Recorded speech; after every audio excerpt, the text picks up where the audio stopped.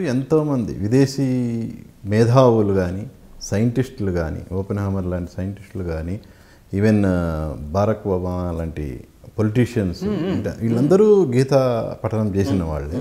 So రీసెంట్గా open హైమర్ ఆయన scientist cinema వచ్చింది, బయోగ్రఫీ వచ్చింది. వాడు యూజ్లెస్ ఫెలో అంటే నేను మీరు అనుకున్నానని చెప్తున్నాను. ఆ సినిమా తీసిన వాడు ఎంత మోస్ట్ యూజ్లెస్ ఫెలో అంటే భగవద్గీతని ఓపెన్ హ్యామర్ అనేవాడు అణుబాంబు సైంటిస్టు, అణుబాంబు శాస్త్రవేత్తల బృందానికి చైర్మన్గా అధ్యక్షుడిగా పైన ఉన్నవాడు. అతను ఎక్కడ భగవద్గీతను ఉపయోగించాడంటే భగవద్గీత అణుబాంబు టెస్ట్లో అణుబాంబు టెస్ట్ సక్సెస్ అయినప్పుడు ఆ విస్ఫోటనంలో ఉద్భవించిన శబ్దానికి ఆ కాంతికి చూసి మిగతా నలుగురు సైంటిస్టులు వాళ్ళు ఒక్కొక్క రకమైన ఎక్స్ప్రెషన్, ఒకడు కింద పడి కొట్టుకుంటున్నాడు, ఒకడు గాల్లో గంతులు వేస్తున్నాడు ఆనందంతో సక్సెస్ అయ్యామని, ఒకటి నోరు తెరిచి అట్లా నిర్ఘాంతపోయే ఆనందంలో అలా ఉండిపోయాడు, వాడు వలవల కంటిన్యూస్గా ఏడ్ చేస్తున్నాడు.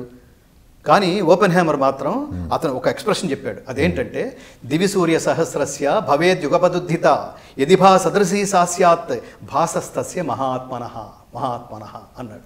దాని తాత్పర్యం ఆకాశమున వేల కొలది సూర్యులు ఏకకాలమున ప్రకాశించగా ఏర్పడు కాంతితో ఆ విశ్వరూప ప్రకాశమును పోల్చవచ్చును అని సంజయుడు ధృతరాష్ట్రుడు చెప్తున్నాడు. సంజయుడు కూడా చూశాడు విశ్వరూపాన్ని యుద్ధరంగంలో అతను దివ్య దృష్టితో, వ్యాస భగవానుడు ఇచ్చిన దివ్య దృష్టితో.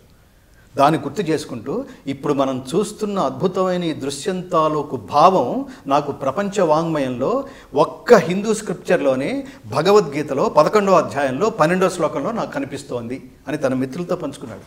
ఆ టెస్ట్ పేరు ట్రినిటీ టెస్ట్.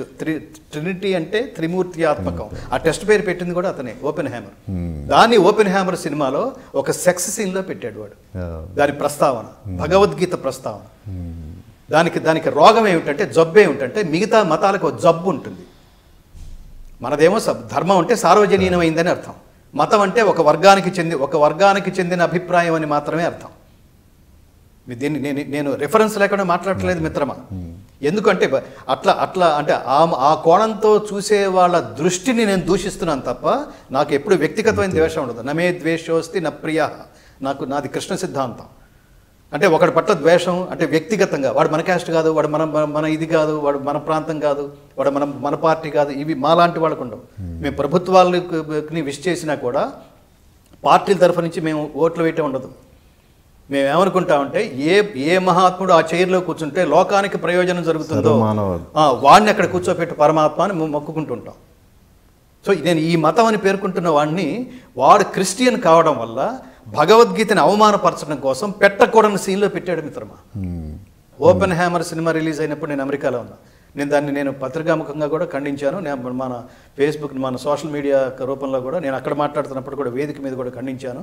భగవద్గీత పరమ పవిత్ర గ్రంథం. ఇంకోటి గుర్తుపెట్టుకోవాల్సింది, ప్రపంచంలో మిగతా మత గ్రంథాలన్నీ మనుషుల చేత రాయబడినవి.